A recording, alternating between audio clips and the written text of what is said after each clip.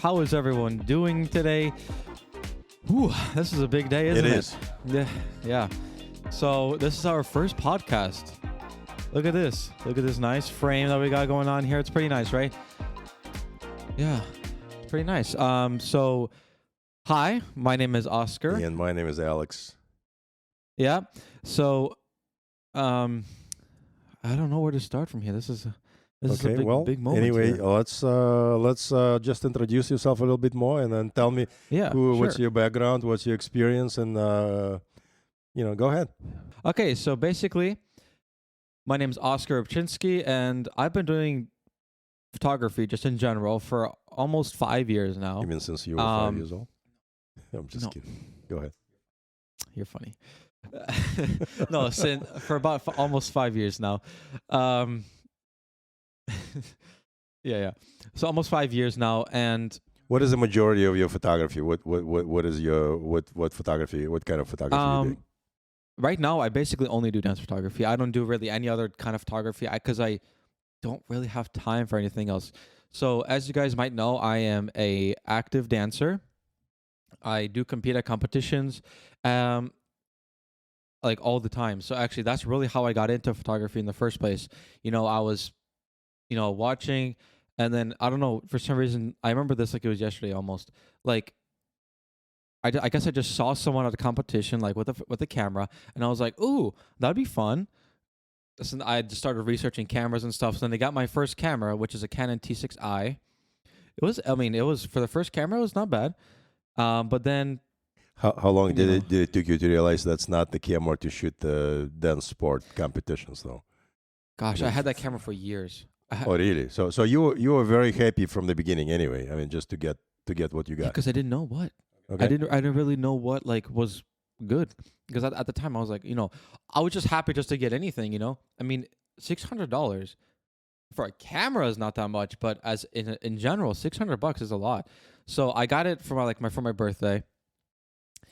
Oh, gosh, 2017. So my birthday's in September, so I got it September 2017, and then in August I went to shoot a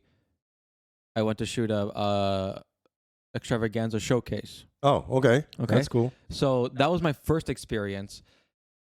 It's funny because did you actually talk to the owner? Well, that was Alex Boniff, right? Yeah, I didn't talk to him. I just kind of shot it with my camera. So you just brought the camera to the showcase without asking anyone if it's okay to shoot. Basically, shoot pictures. I didn't know anything. Okay, I just assumed I'm just gonna go take pictures. So it was fun. I shot. That was really eye-opening. That was my first time. Obviously, those pictures were kind of awful when I look at them now. But guess what? You got to start somewhere, right? So, that was fun. Yeah, I'll get back to you. What about you? Well, I basically my last 5 years of photography experience is a ballroom dance, and you can call it dance sport photography.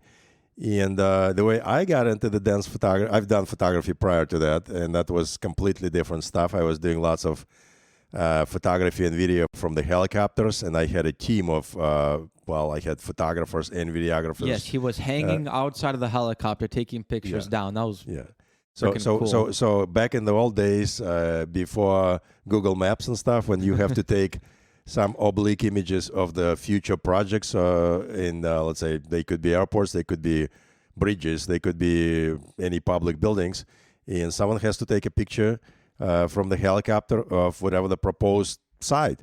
And that was the photography I was doing for years and years and years. And how I got into the dance, it's almost like kind of by luck, by chance. Anyway, my wife, I was working in actually Kansas for a while and flying back and forth on a weekly basis home. And by the way, I was doing some photography there for the city of Kansas. But basically, your job was not mainly photography. It was just kind of like a side thing that helps you do your job. Photography was the part of what I was doing, and not necessarily I was the top photographer. I was usually the second guy on the helicopter who had the camera, but I knew the project. So he wasn't even the main photographer. Right. So but I was doing photography for very, very long. Yeah, but nonetheless, you still had experience with the camera and Correct, using it, so correct. that really did help you. So, but again, just how I got into the dance while Yeah. I was in Kansas, my wife started taking dance Yeah. lessons, and I'm coming back home, and she tells me about that stuff. And one day she goes, "Yeah, come over. We're having this like tiny little studio showcase," and it was in Glencoe, Illinois. Glencoe is about 5 minutes away from where I am. Yeah. And we came over. Yes, and, you just decided like, oh, might as well just Right, try to right. go take some pictures. And I asked my wife to ask the teacher if I can bring the camera, if your husband can shoot pictures. And believe it or not, the first answer was no, we're not. That's absolutely uncomfortable for most of the people in the studio if someone's going to be taking pictures and stuff. And well, believe it or not, 5 years later, I guess now, if stuff like that, people would never ask. They would just pull the iPhone and just shoot pictures. Okay. Yeah, because I even back then, just a few years ago, iPhone quality like has skyrocketed recently. Like it's so much better than what it used to be. Obviously, much better than what it used to be. But phones, in my opinion, I don't think will ever get to the quality of what a professional multi-$1,000 camera can do. Like not even close. Right. But and with a trained professional using the camera. But also a little bit off the topic. But let's say if I'm by no means a professional videographer, but yeah. But I'm not even attempting to give it. If I pull my phone, I can take a clip of the dancer on the floor and post it, and it will be looking decent or half decent. Photography, that doesn't work. The photography you take on the dance floor is just too fast, and it's artificial lighting. Yeah, phones just don't keep up with that. It's just impossible to do. So if you want to have memories, you got to hire the professional, basically. You have to hire the professional, and that's where we stand today. Yeah. Anyway, should we move on to the next topic, why we work together and how we work together? Yeah, so do you want to talk about how we met? I'll talk about that. So basically, go ahead. How do we meet? Quite interesting story. So actually, we met at a showcase. At the dance showcase. At a dance show, yeah. I got to be more clear about that. At a dance showcase, which was I don't remember what year, probably 2018, maybe 2017. I'm not sure. About 4 years ago. Yeah, I would say about that. So we've known each other for quite a few years now. Actually, I didn't know about that. I completely forgot it. Time flies, really. But yeah, so we met. Basically, I just saw because I recently became a photographer. He was already a photographer. I'm also somewhat recently. So then I just came up to him because he looked like a photographer, and I was like, oh, I gotta expose myself. Gotta come up to him. Looked like an approachable guy. So I came up to him, started talking. I think we just bonded immediately. We just started talking about photography stuff. That was so much fun, talking with someone. Finally, eyes opened, talking to a different person about what you love also. Just like sharing the community. Like, guys, before that, I never got to really talk with anyone about photography because my mom wasn't interested. She doesn't care, really. But like with someone, who knows this and who cares about it, is a cool experience. And vice versa for me talking to Oskar, who was a dancer, who was performing dancer, and also very interested in photography. For me, that was like I'm getting on the inside of what is going on with the dancer in the dancer's head. Mm-hmm. And I got so much more understanding from talking to him, and then he is linking me to specific things in photography which I need to address and need to do. Yeah, need basically to know. kind of work together. Right. On I how don't know if improve. this is a good time to switch to the topic, but sometimes if he's dancing right now on the floor and I'm shooting pictures and I'm official photographer for the event, he would come to me and he would tell me about his routine. Some of his routine I do know, and I know where I need to be on the dance floor. But this is only specialized if you kind of come to the photographer ahead of time. Kind of get to know him. So it doesn't matter what it is, but if you're a professional photographer, even for super professional photographer, it's nice to know the routine of the dance, the dancer. So if you want to get the best images, because then you can kind of plan for it. Okay, like for instance, I do a jump in one of my dances. Correct. And if I told you ahead of it, then you can kind of get right in front of me and also you can get ready so that when I jump, you're ready for it and you can get the nice shot and be aimed and everything. So I'm kind of jumping way ahead of myself, I guess, That's in the conversation. But this is what's very important message to the dancers. Like lots of dancers, they're just expecting phenomenal pictures. but they not always come to the photographer and work with the photographer to let him know that what's going to be happening on the floor. So it's very super important for us to communicate correctly. And actually, in some photographers will deny this whole thing and this whole affair that the photographers need to know the dancer. But I believe that the photographers definitely need to. absolutely need to know the dancer. Yes. And not necessarily I'm going to be expecting from the dancers to look at my face. Or obviously, the dancers still need to focus on their dancing. So but if they can come ahead of time so that the photographer can be prepared, because like people expect that photography is just like super easy. I have been people like that. Oh, all you do is just click the shutter button. You just click the shutter. Yeah, put it out and shoot the click button. People don't understand. It's not that easy. And so people just expect, okay, I'm just going to go look at my pictures after the fact, which sometimes they turn out good because sometimes the photographer is in the right place at the right time. But if you come and help him, then it could be more of a chance that you can get a good shot. Right. Obviously. Also, as far as, well, for one thing, like I said, Oskar is a dancer and he gave me lots of insights, but also my photography is not only the photography I'm doing on the floor. I'm an artist. Yeah.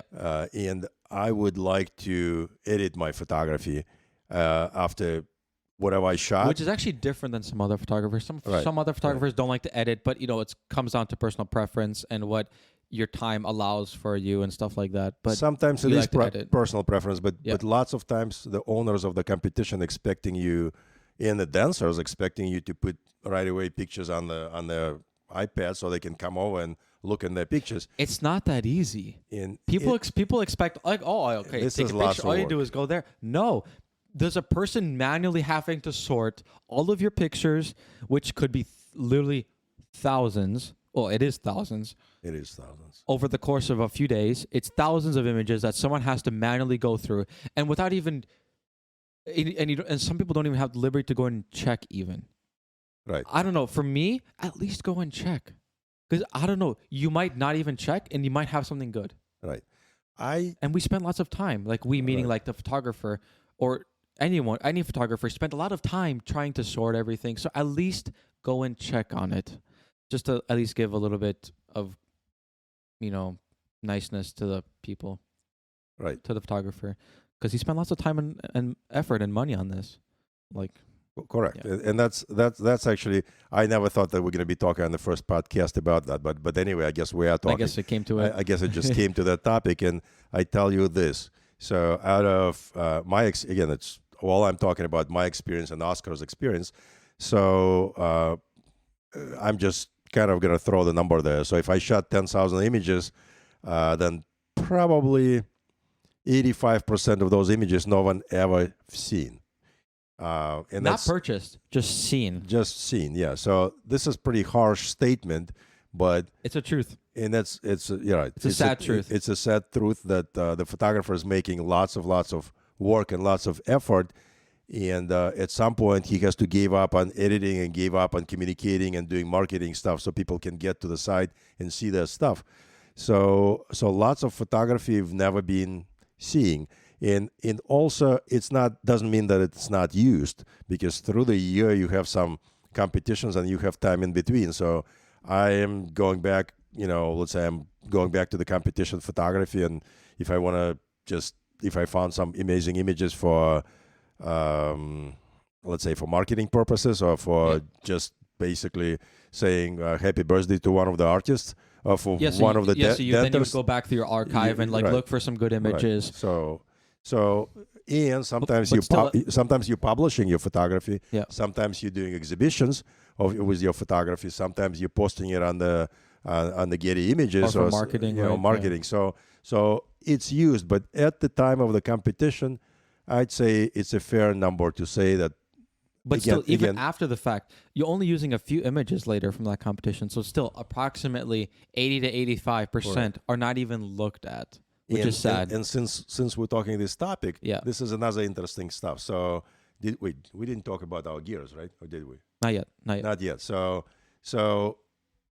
shooting with ESLRs until this year, let's say if you shot 1,000 images, that probably 500 of them going through the editing, they end up in the garbage. Basically, So- what he's trying to say is that DSLRs, the good photo rate is much lower. Like how many images you take versus what you get out is usually much lower with DSLRs. It also depends on what kind of photographer you are and what experience Yes. do you have. So some sure. some photographers I'm talking to, and they claiming that 90% of the images are good.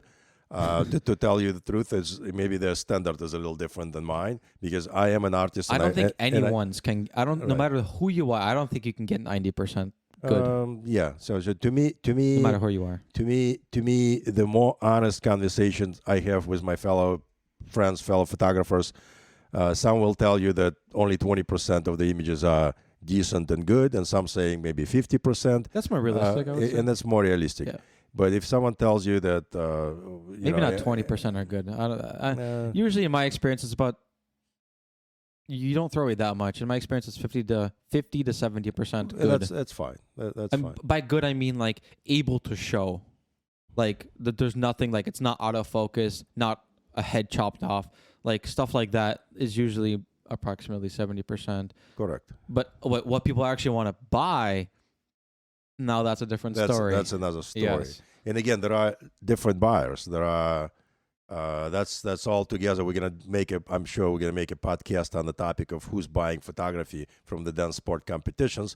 But it's a big difference on there are professional dancers and there are amateur dancers. Yes. And there is a difference how they approaching the images and what they want out of the photographer, and how the photographer is responding to the requests of, let's say, someone who's number one in the world today versus, or not necessarily their request, but the request of the, let's say, dress designer or shoe designer, versus the request from the owners of the competitions, what their expectations are to the photographer. Which, from the point of the organizer, the expectations of the photographer are really quite high, from my experience, because they want good stuff, and obviously they want good stuff. I mean, who doesn't want good stuff? Obviously, they want the good right? stuff. Yes, but it's hard because, like, actually good stuff. What would be approximate percentage? Like 5% are really good. I don't think it's even 5%. So, Yeah. So my standards are You're right, probably less. Right. So for the amazing image, you may have Maybe like 1 you or may 2%. have you may have one or, like, again, my grading and rating, you may have 2-3 images out of the competition when you shot 10,000 images. So those are phenomenal images. Yeah, but good images are probably 5% of that. Yeah, it's like probably usable. fair. You can post on my Facebook. There's no like weird like facial expressions or anything like No, that. it's better than that. But anyway, so there are different things. But like Oskar just said, yes, basically, easily the top, out of 10,000 images, 100 of them will end up in the garbage right away because they're blurry, because they're not framed right, because the expressions of the faces could be completely not acceptable. Yes. Not acceptable by any standards, by the photographer standards or by the dancer standards. And after you're doing this photography for a long time, you're developing like a sixth sense for what's good and what's not good, what people may use, and what you may just throw in the garbage. So there are various things in there you have to think about anyway. Yeah. Okay. So, do you want to talk a little bit about like why we wanted to start the podcast? We didn't talk about that. We talked about who we are, but let's talk about like why we want to start this podcast. Like, we want. Do we talk about that? Not really, right? We didn't talk about that. Yeah. So Right. basically, the reason why we want to start this podcast is to kind of bring you the behind the scenes of like how it actually is like behind the booth, because in case you were curious, and also to talk about gear,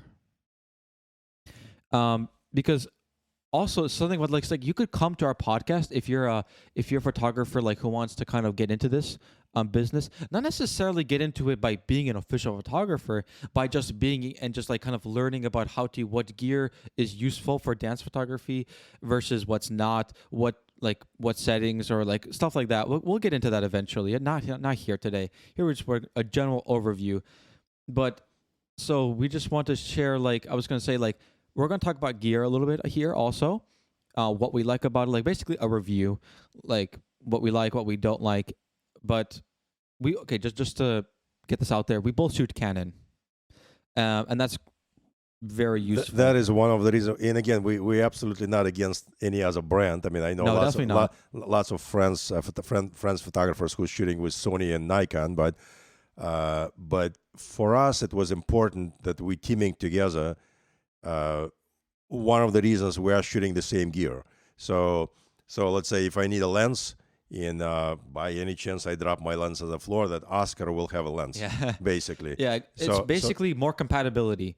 Right. So it's actually very, very nice to have the second pair of hands and second pair of eyes and the second pair of the gears. So especially because you can't be on your feet for 15 hours at a time. Right. Right. So for instance, I'll be sorting all the pictures and everything, and he'll be taking pictures.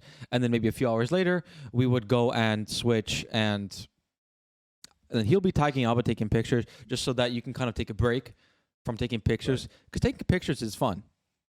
But not when you're doing it for 15 hours. It depends who you're shooting, but that's a different story. Right, but what Oskar just brought, talk about it is an absolutely right thing. So I don't believe that you can be a greatest photographer after you on the floor for 3 days shooting 15, 16 hours days. Your brain is a little bit like mush. So after a while, you're getting tired. Any person is getting tired. And even though these mirrorless cameras that we have are light, it still gets heavy, and eventually, like you kind of get a little bit drowsy and a little bit like washed out your eyes. So you want to take a break. Basically, you're doing 10,000 movements a day, bringing the camera up to your eye, and that's a 10-pounder. So you're making lots of actions, or you're getting up and down. You're changing the position where you're shooting from. You're walking on your feet a lot. Right. So this is very important that not only your gears are interchangeable between two of you. Also, if some error is happening, that you can go to the second person and just drop the camera, pick another camera, and that person will fix whatever's wrong with the camera. Yes. So and you're gonna. And that's also keep really shooting. good. Why we almost have the same camera. So I have a Canon R6, which I recently bought. Absolutely loving it. I'm using it to film this right now, and he has an R5, which is right here with the beautiful 7200 RF, f2.8, of course. It's really expensive, but oh my god, the images can be really nice and sharp out of that combination. Yes, and then again, we're going to be discussing about specifics of the camera a little bit later. Yeah, that's a different episode. But interesting enough, so I was shooting last week Windy City Open in Chicago, and few people came to me out of the crowd, and they were like probably watching me working for a while, and they would really come to me and just bug me with a question if I'm shooting R6 or R5. And who cares? And no, but anyway, they were just really curious what camera I'm shooting with. Well, actually, that can be useful to know.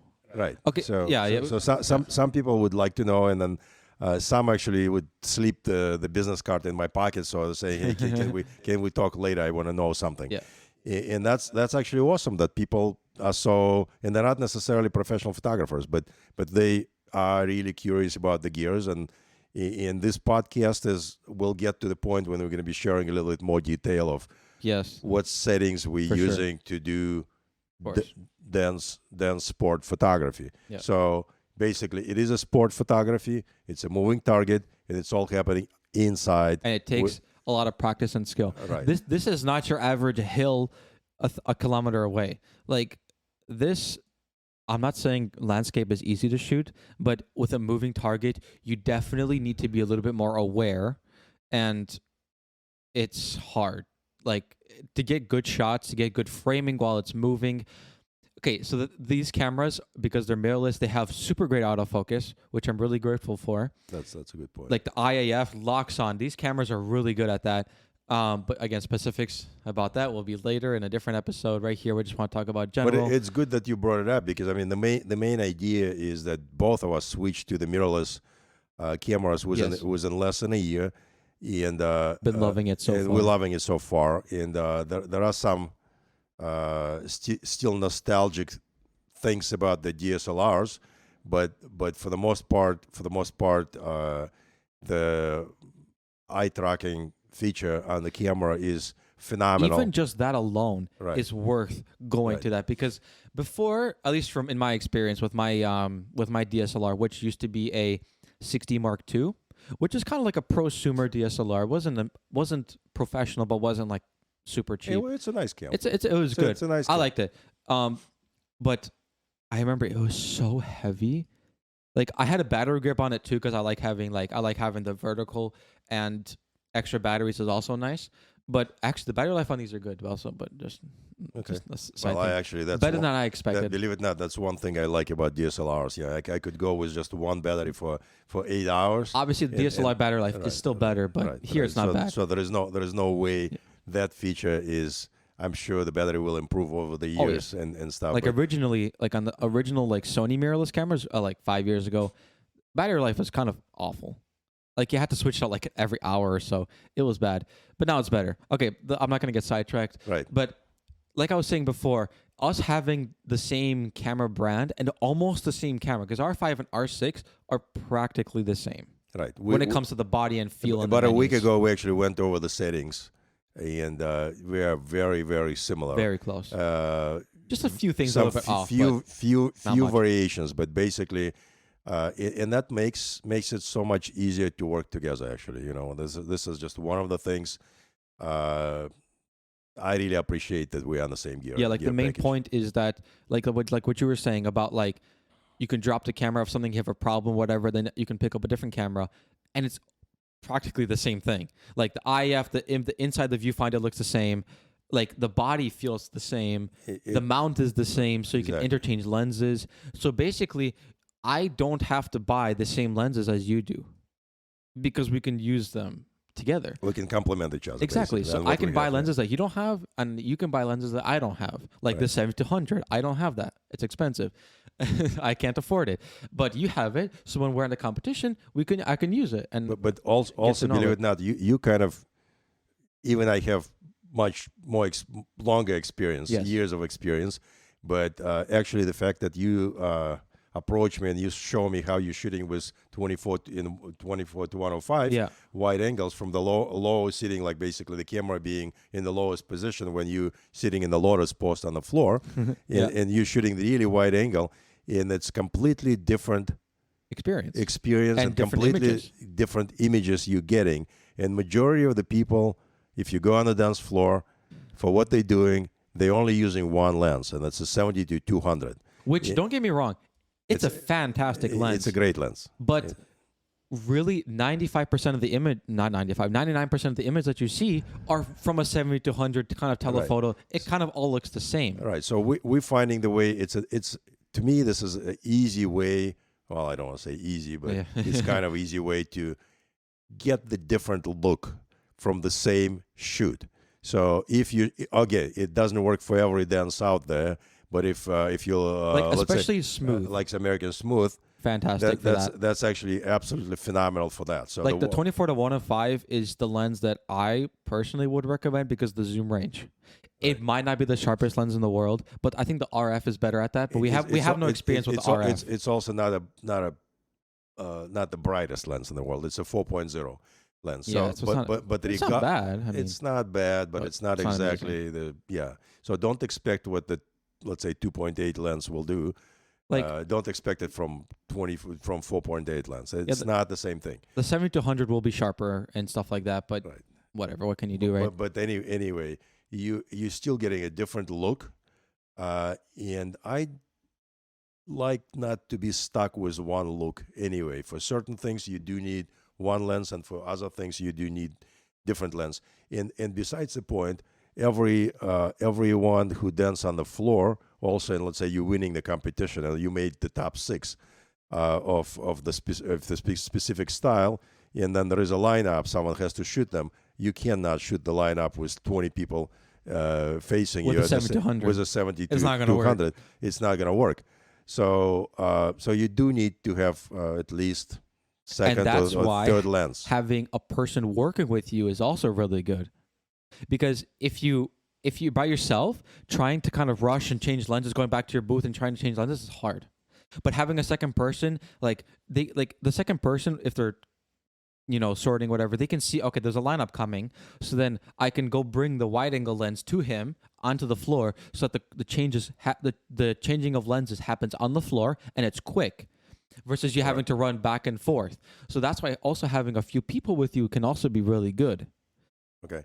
So Right. so also sometimes the way I'm catching myself, I'm shooting on the floor and I'm catching, I'm shooting, and all of a sudden I'm not really I'm not looking at the screen telling me that yes, the American Smooth is coming, and Oskar may just come back to me and and say, hey, listen, here's switch the lens Again, and back to like the brain mush a little bit, and right? I appreciate that so much because really otherwise you're stuck with the wrong lens. Yeah. I mean, it's not the wrong lens, you would still get a shot, but it's nice to switch lenses, and we talked about that quite a few times anyway, and we're thinking that's very important to shoot with a couple different lenses, and also we're observing other photographers how they work, and again, this It's is interesting to see other people work, Right. and It's the, very like the interesting. different like what different people do differently. there are lots of people who will shoot with just one lens, and some of them are getting good results, Which is and, fine. and that's But- fine. But we like to be a little bit different, and we like to kind of get some diversity in our images. Like, if you've never seen a wide angle shot, being on the long line of like the dance floor and shooting wide angle slightly, we don't necessarily have to be on the floor like laying, but like just sitting on the chair, sitting and shooting upwards can be such a cool image. Right. Because especially for people who have never seen that before, that kind of an angle. Like if you show anyone a good wide angle, it's like, wow, it's like, whoa, I've never seen this before. And again, depending on what those images are used for, but let's say majority of the dance sport photography is a vertical photography. So Like that's 99%. 90%. Yeah, 90%. 90% of that is vertical. But again, let's say I have a website, you have a website, so the screen is horizontal. Yeah, the screen is horizontal. So getting a wide angle, using a wide angle lens. For wide angle is pretty much only horizontal, and that can also be a Right. different look because people are so used to the vertical style. Correct. When they see horizontal, kind of like bigger, it's like, ooh, this is nice, So this is really makes a difference. and it's better for a wall Yeah, too. and I almost wish that Canon and Nikon would come up with a lens like basically 24 to 105 and 2.8. I don't know what the lens is gonna look like, but It's again, gonna be I'm probably like this big. yeah, kinda like, I'm just throwing it out there, but not necessarily. Maybe I don't it's gonna even cost need. like $8,000. Okay, maybe I don't need 24 millimeter, but let's say 35 to 120 range, 2.8. That Actually, the 24, 24 to 70 exist, but that's not enough range. 70 is not enough range for the dance photography. Because 70 is where this thing starts. 70, trying to go even a little bit of distance is hard. Right. So anyway, and maybe one day we'll see that lens produced by any of the Maybe to manufacturers. maybe but, to but 100. Like if they could come out with like a 24 to 100 f2.8, maybe then they have my attention. Because I don't think there's 24 to 105 with a 2.8. It's probably not going to It's going to be a happen. huge lens anyway. Yeah. The way I'm understanding that. But anyway, for now, 24 to 105 works. It's For sure. It's our second lens. We can shoot lineups and group shots. We can also shoot smooth dance, and also, well, again, since we're talking lenses, I'm actually carrying all the time is a 50 millimeters or 85 millimeter lens. And some photographers I know using 135, and that's using prime lenses. And if you don't know, prime lenses are lenses that don't zoom. They just have a fixed zoom. They can be quite hard to use for dance photography because, again, like we said before, it's a moving subject.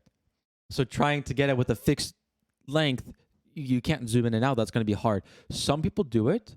Some people do it, and you're getting much less Imagery. useful imagery out of that shoot. So in other words, if on the floor there are 5 photographers, and let's say I used to shoot, let's say business meetings and stuff, and parties and stuff like that. And yes, if you have an assistant photographer who specifically you discussing what he's doing, he's using just, let's say, 50 mm lens, and you know what he's shooting, so you're not shooting the same thing, and that's just complementing the main photography. Yeah, exactly. Like if, like for instance, we will probably never shoot at the same time, but we might if we have like an order. That's not true. We can shoot sometimes. I guess that's true. But okay, but my point is that, for instance, if you're shooting with a 7200 or a telephoto of some sort, and then if you're shooting with that, then I can shoot wide angle. Correct. And probably even if we're in pretty much the same spot, because it's such a different lens, it's not gonna look the same. It's not. No. Like not even close. And it's actually right. So like not like the difference between the 7200 vertical and the 24-105 horizontal. Correct. Huge difference. It's a huge difference anyway. And how I got into this basically wide, horizontal photography is in the last, I'd say, year and a half, maybe over the COVID time. Actually, I don't want to talk COVID, but basically it's the last 2 years. When someone would come to me, the owners of the studios, let's say you're building a new studio and you opening a new business, and you're trying to dress up the studio, and so yes, lots of people printing images. I'd say 4x6 feet, well, basically life-size prints, and it's really nice to have alternative to the vertical views. So yeah, I actually put a picture, one of his pictures of me up on my wall in our studio. Oh, you did? Yeah, we did. I didn't even see it. Oh, really? Did I? No. It's a 2x3 foot print. Okay. Of me in like the pasta position. You know that one? Okay. That one with Greta. We love it. No, we printed it too small though. Oh, that's what I was gonna say. That interesting enough, the size matters. I mean, we're not thinking. Oh, lots of people thinking like 5 years ago. I would have lots of let's say my home studio. I call my home studio is a Glencoe studio where the owners are Peter Minkoff and Alex Bonev, and that home studio literally, I mean, 2 minutes, 5 minutes from my house, for one thing. Anyway, and actually, by the way, those two guys helped me big time get into the dance photography, and we're still working a lot. Not still, we are working together a lot. Yeah. So some of the ladies who's taking lessons from, let's say, Alex, they would print a stack of 4x6s. And they would print like many pictures, and I'm looking at this 4x6 pictures, and I'm getting very very unhappy. Okay, my face is like, what am I looking at? Yeah. So it doesn't matter how good our imagery, 4x6 or even 5x7 prints, they kind of so. But if you take the good image and you've printed by like 8x10, like starting, I'd say 16x20. That's what I'm thinking. That's pretty good. Or That's 20, good. That's a good size. or 20x30, and you frame it. Don't it have to be expensive framing? Yeah, like from like Target or something. Like yeah, standard frames from Target, 20x30. They look completely different. They look like, wow, this is me actually, and yes, it is you. Trust me, printing something physically, it can be such an eye opener to some good pictures. Right. Because like seeing it in real life is, trust me, completely different than how you see it on a computer. Seeing it real life, it can be so much. You could enjoy that picture and like have it forever. I don't know. It's just such a cool and different experience. It makes a big difference. The week ago we were shooting at Windy City Open. Yeah.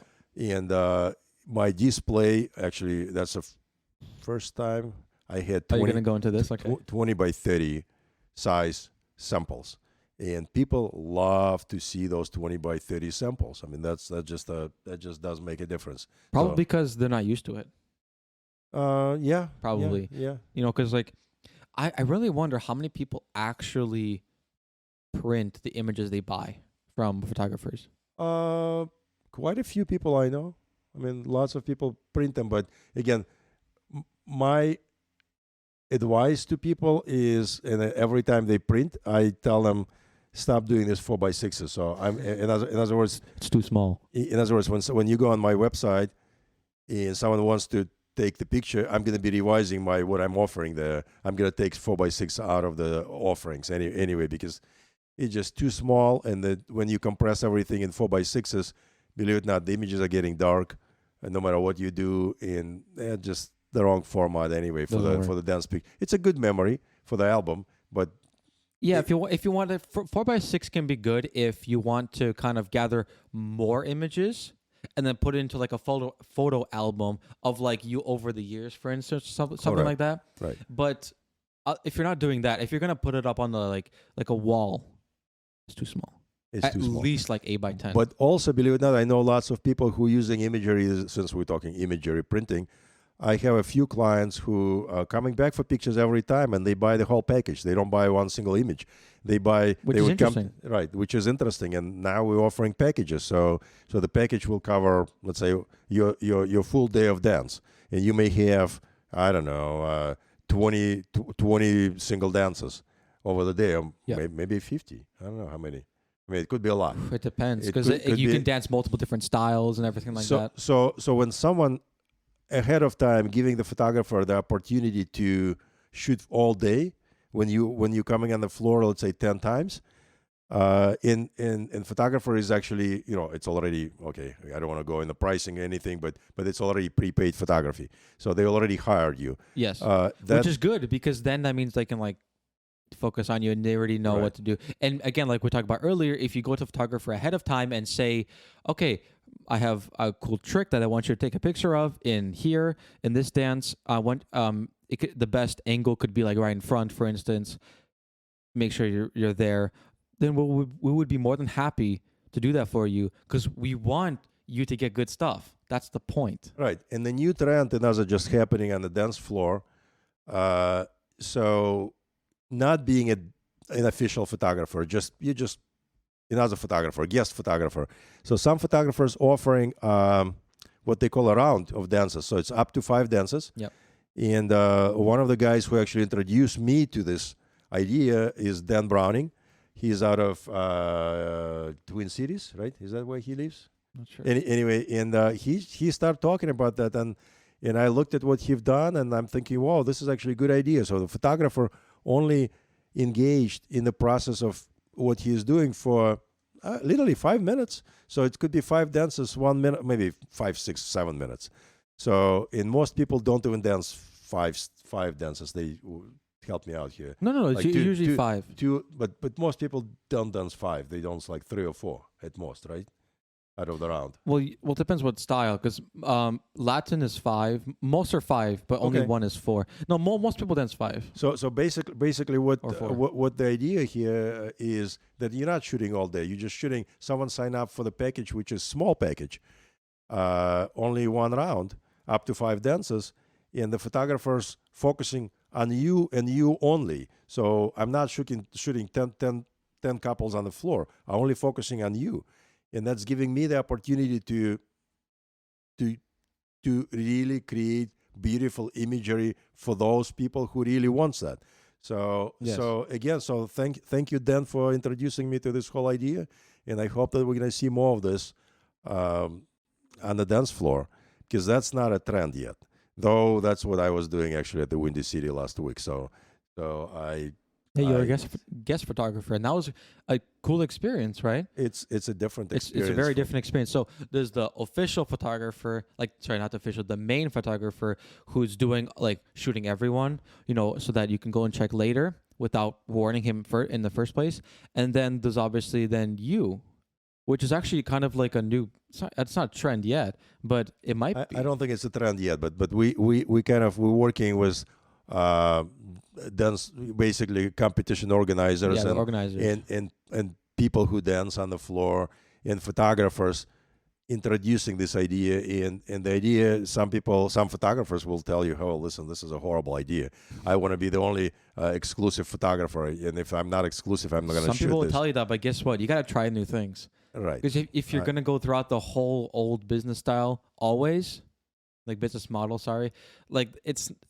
there might be something better that you haven't figured out, because you're you're more closed-minded. You got to try new things. If it doesn't work, that's okay. Right? Right. What do you lose, Right. really? Like, No, not that much. every competition, honestly, every competition I'm shooting, I'm trying something new. Either that basically different business model, different packages I'm offering, different ideas how I'm presenting, or different ideas of what kind of lenses I'm using. So it could be various things. Mhm. Depends on what the competition is, how well and that's actually very important, how well you not only know the competition organizer, but only how well can you engage him in the conversation, photography conversation. I think Yes. it's super important. Some do know more, some expecting more. It's very important to get friends in this industry. Right. You need to basically need to be friends with everyone, like everyone, dancers, organizers, judges, like as many people as you can. Expose yourself, obviously, not only for advertising, but also try to get new gigs, stuff like that.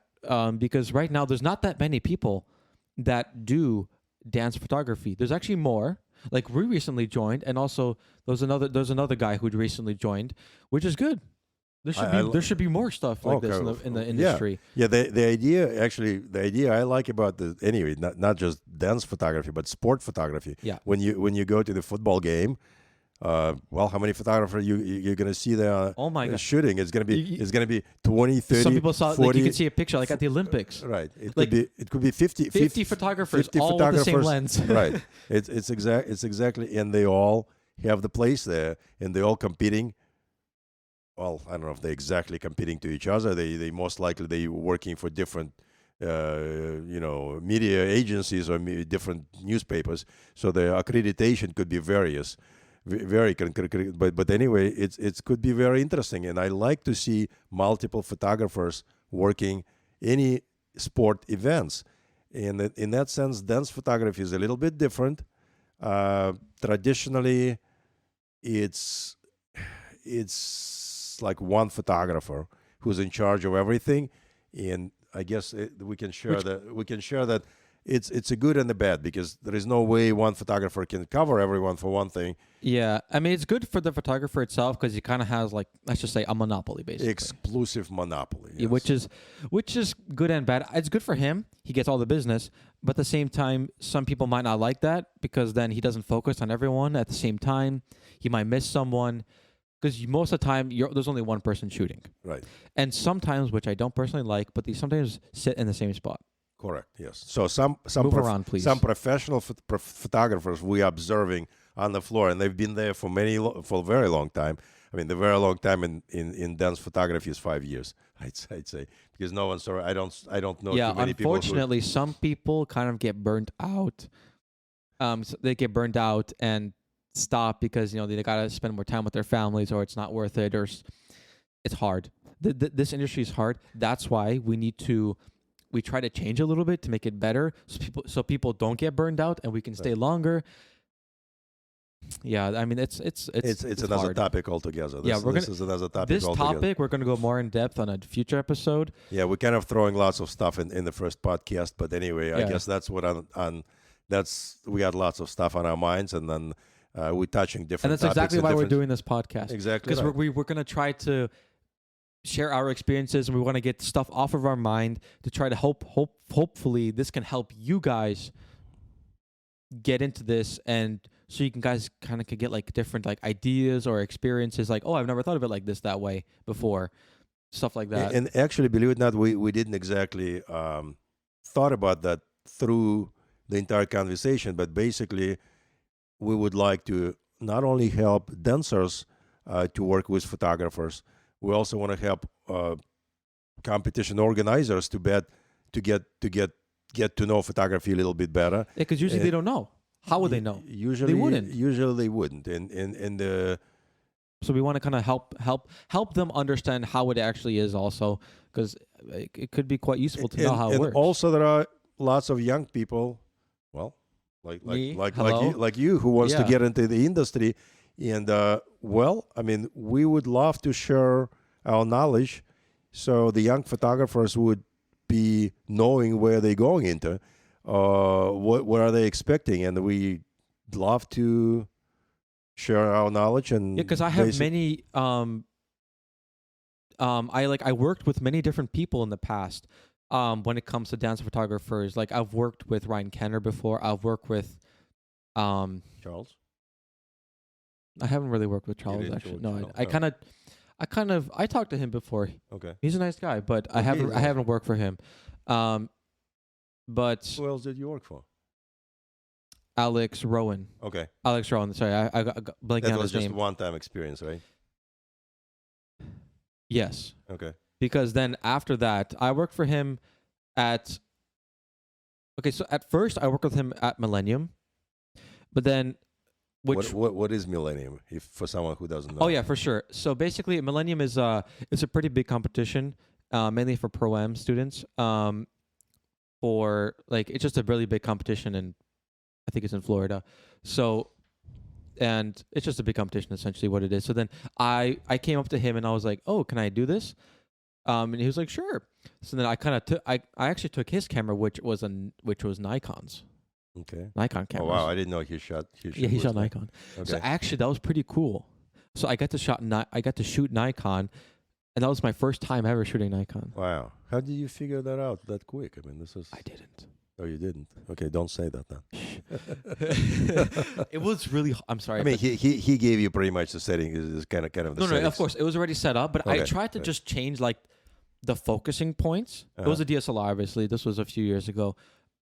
I don't think the Z series didn't even come out yet. Okay, probably not. Yeah. So I tried to just change the focusing points. You know, like how focus is like usually is it like a blocks or like a single point, just that kind of autofocusing points. I couldn't. Wow. I couldn't figure it out. So like on my Canon camera, I kind of got used to it. Did you get a chance to see the pictures you took that time? Or not? What kind of? It's kind of hard because obviously they're all smushed. All the images are smushed together into the same folder. Right, so it's hard to. It's hard to see. But hard to see. on the back of the camera, I was loving the colors. Okay. I was loving the colors that were coming out of it. It was really nice. Obviously, I was a prosumer, like high end DSLR. I think it was like like a high end. I don't remember the number exactly. Believe it or not, the reason I'm asking you this is I was always thinking like a very very short story I have from the very like many years ago. I was a architectural illustrator, doing some renderings for city of Chicago anyway, and basically. The guy I was working for was Ryan Slutsky, and then anyway, there was like 5 or 6 artists there, and we were all working under his name. So when you're done making your rendering is done, he would come over and he would put the signature on the drawing. Like saying like it's good. No. His signature would be sitting, his initials would be sitting on the drawing because what he was selling to the client is Rael's pictures, like his pictures, not Alex Gilman photography. Yes, because you work for him, so that makes sense. Right. So that did make sense at the time, but in this case, in the case of photography, it's very easy actually to identify if the photographers are working together. I don't see anything wrong with, let's say, if you're working for me, and yet I would like to acknowledge that you took some images, and maybe in the name of you can set your name, just your initials in the camera in the file name, and that would. I think it would be a good idea just to acknowledge, because every photographer who I don't believe in this, you're working for me and you are nothing, and I'm taking all the advantages by putting my name on everything. That can be quite hard to expand after that. So basically, what you know that the photographer who's going to be working for you after 2, 3, 4, 5 years will most likely leave and just go on his own or something. And then guess what? You have experience, but no one knows you. Right. And which can be quite hard to get into either a different business or start your own. So those discussions, again, it's a topic for all this copyright and everything is a topic we would like to get to at the later date. But yes. Basically, it's very important who own the copyright, and even let's say 2 photographers. That's a very controversial topic, but you know that's what this podcast is about. You know, and trying to share our experiences and try to just. Okay, so what else do we have on agenda? I don't know. I think that's it, right? Why we want to start a podcast, right? I mean, I think that's it, right? we kind of covered. I mean, we're here for a long time, like okay. So listen, almost an hour. Okay, I think this was a long podcast. We didn't even expect that we're going to talk that much, but I liked it. I think lots of interesting topics we talked about, and that's pretty standard how we do it. So basically, we're going into we're going into this basically recorded mode now, sharing our experience and how we work together and what competition we're covering and what we're trying to address and why we're doing one thing or another and how we want to basically help everyone understand photography Yeah. and get better results. Because I mean the bottom line, and I think, tell me if I'm wrong, but the bottom line, what I want everyone to have is that amazing image of you sitting as a poster or as a wall art. I guess poster is not such a great word lately.